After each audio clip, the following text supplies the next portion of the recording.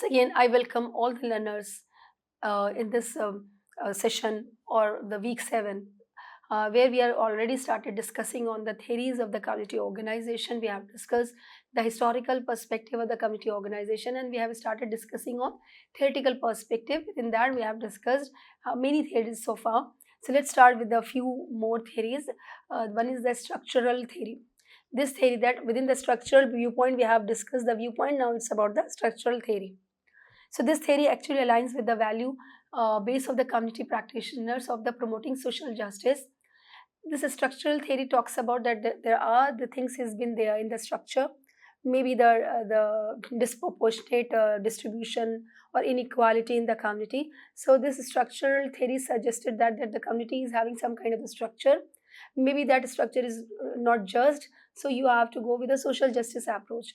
So according to the Fenn and Jacobson, structuralists view that problems that confront the social work as a fundamental inherent part of the present social order, that is already present social order. We have to work with those social order, wherein social institutional function in ways that systematically work to maintain social inequality along the lines of class, race, gender, sexual orientation, citizenship, and so on. So this as the Finn and Jacobson has given the idea that if you go with the structural theory, structural perspective, these are the some part and parcel, the already existing social order, that always there the power is in the hand of the few. There are some disadvantaged communities, there are some kind of the inequalities in the community. So then those social order actually try to maintain that social inequality of the community. So we have to work with and to go with a social justice approach here. So this issues faces actually these are the fundamental inherent aspect of the current social system, this inequality. And social institutions such as education, healthcare, legal system, and employment sector, or anywhere, function in a way that uphold, that reinforce social inequality based on the factors like race, gender, sexual orientation, citizenship status, even the minority status and all. This is all the part and parcel of the present day status quo, or the status or the community structure. So these institutions, rather than actually being neutral or merely functional, actively contribute to maintaining a systematic inequalities and making social work complex field that must address both individual needs and the structural root of these inequality. So we have to work to actually eradicate these inequalities. It's not an easy task, it's not a one day game. You are going with some kind of the task and some project, and you cannot enter into the altogether into the power structure and then social order. So keeping in mind that it's not you are going to change in one day, but at least you can start with with little efforts. Like if you have to give in the say and voice to the unheard, to the underserved, or to the disadvantaged community, so they get some kind of the empowerment, and they their say would be more acceptable into the already existing power structure. Although some kind of the challenges would come, but that is what you have to maintain, you have to work into that. So that is structural theory says that these are the part and parcel, you have to go with it, and that is what the challenge that the committee member has to face. And you have to go with all the realistic view. Realistic view means you have, maybe in some community some realities maybe differ, right? The caste which has been not given their due respect in some community, but in another community they are in the majority, so they have some kind of the power position. So maybe after going into the community, the realistic point perspective gives you this idea that maybe going into the community you have to construct a new viewpoint. You can think onto the different lines and work according to the situation which has been there, which is actually demanding in that period of the time. So radical and socialist theories says that inequality gained prominence. I mean, these says gained prominence in the 1960s and 70s.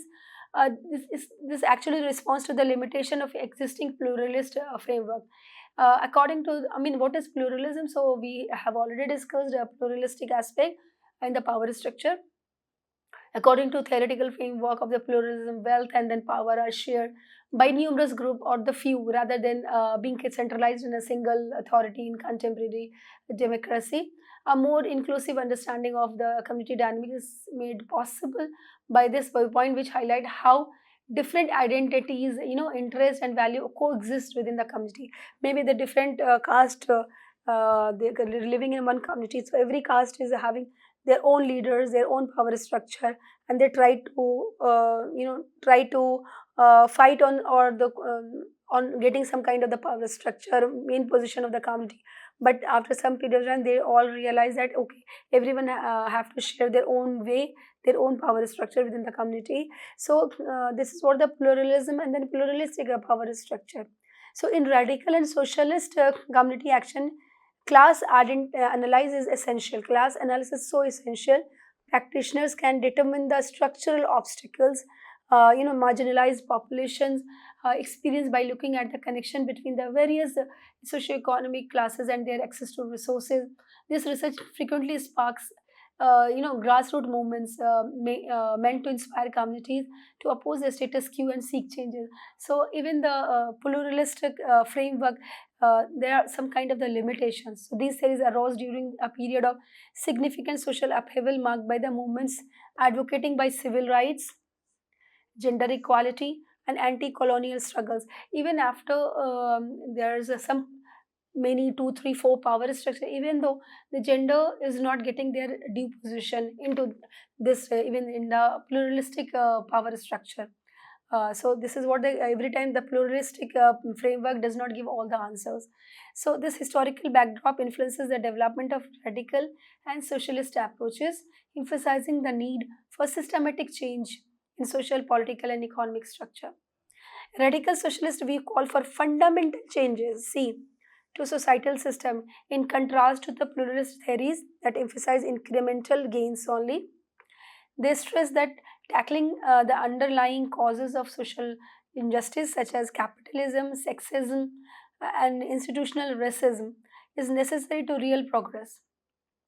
This viewpoint actually casts doubt on the idea that deeply ingrained social problems may be successfully resolved by modest gradual improvement. So this radical socialist theory says that everyone should get their due irrespective of the caste, class, creed. It's not only that few would hold the power, rather everyone should given the chance to participate, right? um, the implementation of radical and socialist ideas is best illustrated by the British Community Development Projects, CDPs, of the 1970s through participatory methodologies. These programs sought to empower local communities so they could recognize their own needs and take appropriate action. So maximum if the community members would participate, even the challenges, even the list framework given, it has could be reduced so much, and this is a more gradual and then modest improvement has been required. So it is not that in a one day you're going to change, rather it has to be up slowly and gradually you can bring the changes. So through some modest and gradual improvements, maybe involving the women in the microfinance and giving some economic empowerment, and so they get with the time they will get all kind of the social empowerment within that community. Yeah, so in radical and socialist community action, class analysis is essential. Practitioners can determine the structural obstacles marginalized population experiences by looking at the connections between the various socioeconomic classes and their access to resources. This research frequently sparks grassroots movements to inspire communities to oppose the status quo and then seek changes. So here, every head of the community should be counted. Everyone's participation must be there. So this is what the radical and socialist approach talks about, that everyone should get the chance to participate, right? So the implementation of radical and socialist ideas is best illustrated by British community development that I have already given this example. Now, next is about the feminist theories. That is what we have all some reflection we have discussed in the radical and socialist approach. So, feminist theory. So, specifically, once we talk about the women's aspect.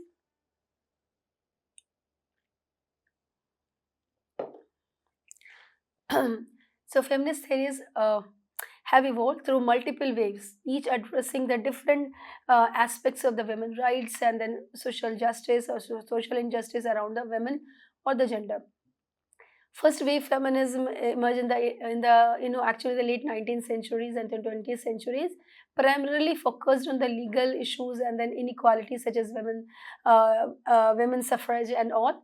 So second wave feminism in the 1960s and 70s actually expanded the discourse to the actually encompasses issues like sexuality, family, and workplace rights, while third wave feminism has explored intersectionality, right, and then diverse experiences of women across race, class, and sexuality. This is what is very important to talk about. That if a woman belonged to the scheduled caste or Dalit women, she faced intersectionality because being women and being belong to the Dalit community, she's doubly jeopardized, she doubly marginalized. So that is what is taken as an important aspect of the feminist ideology or feminist wave. So the idea of intersectionality, which acknowledges the people encounter many overlapping types of operation depending upon their gender, color, race, sexual orientation, and other identities, is a fundamental contribution to the feminist theory. This method highlights actually the need of the community works to take into account the particular difficulties that the various groups of the women, especially those from the marginalized areas, experiences. So practitioners can make sure that their work is more inclusive and sensitive to the range of the needs by using the intersectional lenses. So keeping in mind this intersectional lens, you have to be better equipped with the idea that these are the reality of our society and of our community, that this intersectionality is in part and parcel of this whole power structure of the community. So just by looking and just talking about the women's issue would not resolve all the aspect, or just talking about the Dalit, just talking about the scheduled caste, just talking about the some poorer community member is not resolving the issues. Rather, if you look into the layers of the problems or layers of the barriers, so slowly and gradually you actually peeled off those barriers and then could reach into the reality. And so accordingly you have to work to resolve the actually give the actual freedom to those community members. So that is what the actually the objectives and the larger goal of the social justice and human rights. Furthermore, this feminist theory places a strong emphasis on the agency of the empowerment. Women, particularly, are the focus of the feminist community work, which seeks to empower them by giving them the means to stand up for themselves beyond taking personal initiatives. This empowerment promotes group organizing and activities or activism to confront structural injustice. So women, once they get actually identify their due their situation, their conditions, and they understand that they have all the capacities and capabilities, and these are all their rights, they would participate more confidently. And this confidence is so much required because since his time in since time immemorial, or as the part of the socialization, women get socialized into that. Yeah, and they consider everything as their destiny, that because they are the women, that's why उनका हाथ पति उनको मार सकता है, because they are the women, that's why they can get the less wages. So there's a lot of social constructed reality which they accept, this gender has accepted so far. So that needs to work on. And so that is what also we can have to go with the realistic approach and then empowermental perspective. Feminist theories promote gender analysis of social issues, that many societal problems disproportionately affect women more, such as domestic violence, reproductive rights, and access to education and healthcare, and examine through a feminist lens to understand how gender shapes experiences. Health seeking behavior is so weak among women. This is another kind of the reality develop around this gender. Health seeking behavior of women is so poor, even in the from the middle class and families. Women are at the last who are actually going to seek any kind of the health treatments, and even the reproductive rights. Women do not have, even today in this modern world, do not have the right in many areas, not to everyone, but in many areas they don't have the rights of their own body, means how much baby they actually wants and they wish. So this all depend on their family. I mean, this is all a familial matter, not of their own body and or of their own choice, rather they're of their husband and their family members. So this is what the reality is, right? So this analysis informed community work practice that prioritize these issues and advocate for women's rights. So keeping in mind all this reality, you have to be better able to understand the truth, and then accordingly you can work on, right? So the significance of women's solidarity and community building is emphasizing by feminist community work. Practitioners can provide forum for women to exchange information, experience, and resistance tactics by cultivating supportive networks and alliances, because it allows women to come together around common issues and objectives. This feeling of community is essential for group action and social change. Many times, a lot of the successful stories are there around the SDGs when the women who come together, not only they are economically empowered or socially empowered, rather they being in the group of another women, they get the strength, and this strength actually gives a lot of the empowerment, and they have developed a lot of the stake in their family as well as in their whole community in large. New liberal approaches to community work that put individualism and market-based solution ahead of the welfare of the group are criticized by feminist perspective. Such methods, according to the feminist practitioner, might worsen inequality and jeopardize attempts to address a structural problem. Rather, they support neighborhood-based solutions that put social justice and group empowerment first. So, keeping in mind this feminist perspective, we have to take the women's issues on different point of view, from the different lens, while working with any general problem or general issues. So with this lens you can actually understand the actual plight, actual problem and issues, concerns of the women. So this should not be from the women's side. Feminist ideology and this belief system should be more successful if the male counterpart would come with this all kind of the feeling of a feminist aspect.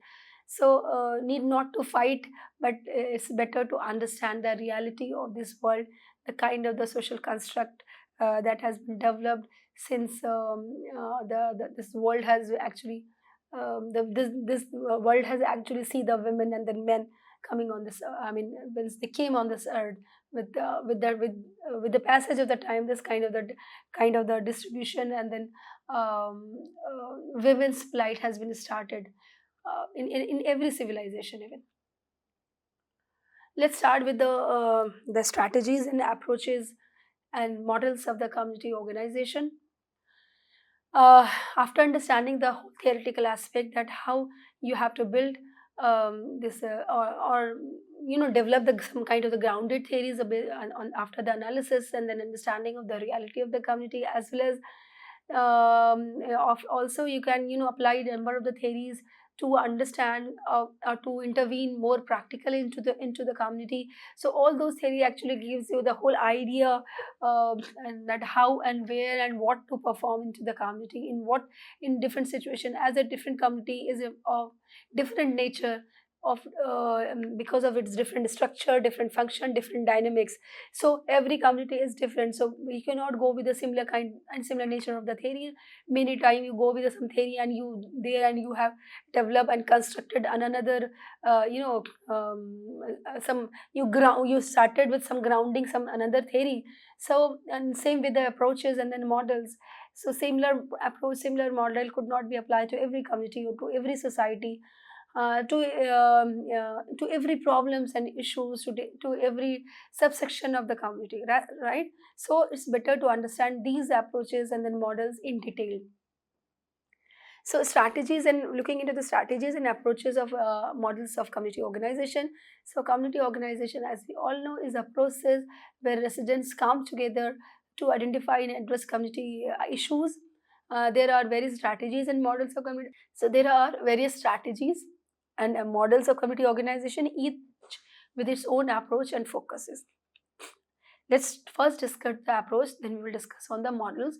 Although there are much not difference between the approaches and models, but let's start with the approach. Each approach actually offers different methods and strategies for community organizing, and then effectiveness of each can depend on the specific context, goals, and challenges actually faced by the community.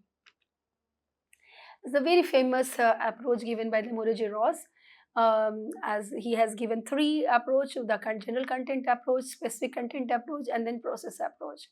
So in the year 1955, he came out with the three approaches to community organization, depending upon the objectives of the group chosen to use the term approach. He actually chooses the term approach rather than the model. So these three approaches actually offer different pathways for the community organization, depending upon whether the group's goal is achieved or as a specific outcome, improve overall condition is required, or strengthen the community's self-sufficiency and problem-solving abilities. So each approach has its own merits and demerits and suited to particular community needs and then situation and then context. Let's start with one by one. First is the general content approach. This approach actually takes the broader view, addressing the wide range of the community needs and then problems rather than just focusing on single issue, right? So this idea is tackle multiple social, economic, and then cultural factors that contribute to the overall community well-being. The focus is on improving general condition within the community. So projects may cover various domains such as health, education, infrastructure, social services, whatever required and whatever has been identified. So the focus of this approach is actually a coordinated and orderly development of services in the community in a particular area of interest. Thus, the Welfare Council may seek the coordinated existing services, relate present services, and prevent overlapping. So this approach incorporates mainly two sub approaches. One thing is about, and first sub approach is about the strengthening the existing services which is available in the community, and then second is about initiating new services. So both are important at a time, right? The strengthening of existing services don't actually exclude the already available resources of the community, because the already available services and then resources of the community is always better,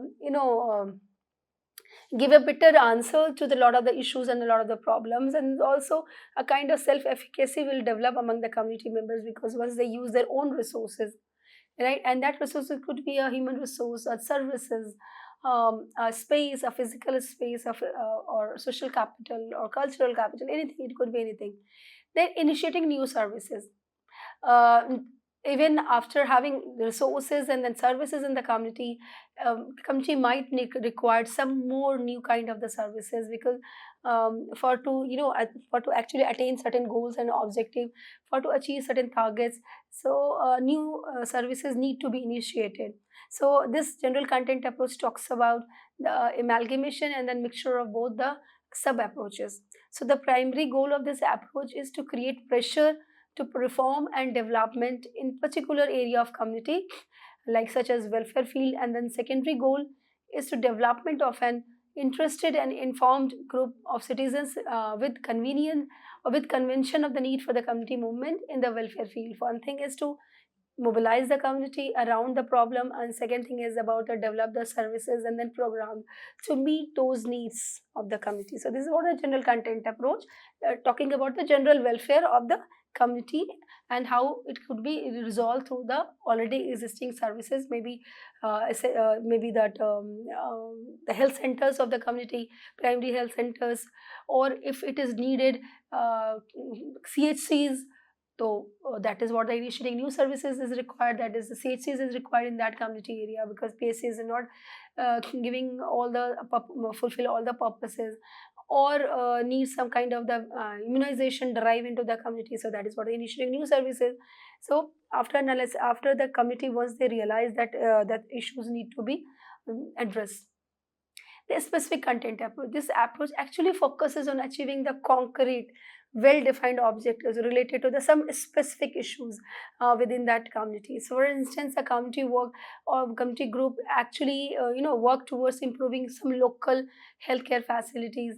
Building a new school could be, or reducing crime rates maybe. So here the organization's efforts are towards actually uh, targeting more targeting towards one primary goal, making it easier to measure success through tangible outcomes.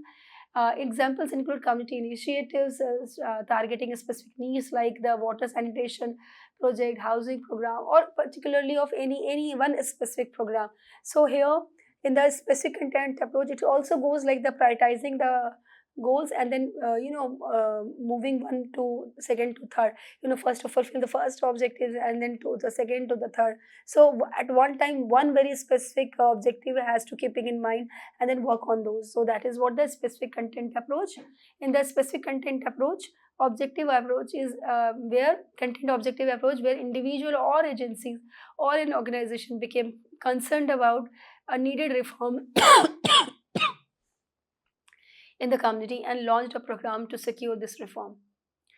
The focus of the group in a specific reform or objective. Usually, time is an important element for the group seeks to actually secure this goal quickly and simply as possible. The success of this process tends to be measured primarily in terms of the degree to which the reform goal or objective is secured. So two things so important. One thing is a measurable goal. That's very specific. I mean, anything is measurable is more specific for sure. Second thing is about time bound. So this is specific content approach actually talking about that smart goal, right? So it has to be measurable. It is some time bound. So anything which is time bound is somehow is more specific, and if it is anything is more measurable is more somehow is more specific. So definitely this approach is also required depending upon the requirements of the projects and then programs. The process approach. This approach actually emphasizes the building the process of the community organization itself rather than targeting specific outcomes or any content of the community. The goal is to develop the community's capacity to identify, address, and solve the problems. It focuses on empowering community members through capacity building, leadership development, training, creating organizational structures that promote participation and self reliance. So, here it's more about the development of the self capacity, self efficacy of the community member to develop their strength even at the time of any emergency. They can build, they can actually fight back, they can resilient, they can work on those time. So here objective is not content or particular objective of health education or something like that, or to developing any kind of the services into the community. Rather it's about the humans, it's about the community members strength development, developing their capacity so that they could empowered, they could participate more. So facilities or services of some kind, but initiation in nourishment of a process in which all the people of community are involved through their representatives in identifying and taking action in respect of their own problem. So what is sought is increased is motivation, responsibility, and skill in recognizable and securing reforms the community consider desirable. The objective is the development of community integration and capacity to function as a unit with respect to the community problem. The four factors are more important in this approach, in this process approach, is about self-determination of the community.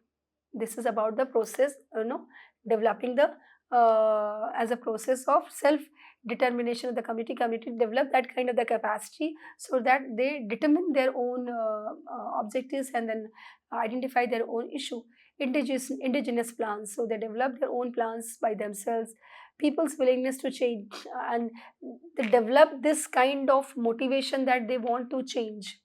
And then community pace. So whatever the problems, the process which has been introduced into the community, it should be as per the community pace. It should not be from the globalized world pace or some metropolitan pace or some like it should be the community context perspective, means community pace. So whatever their cultural aspect, whatever their economic aspect, whatever their overall social aspect, according to their whole aspect, their own pace, the programs, the process has to be developed, the process has to be actually introduced to the committee members. Thank you so much for today's thank you so much. It's all about today's lecture. We will take the same approach and models in the next lecture, in the next session. Thank you so much.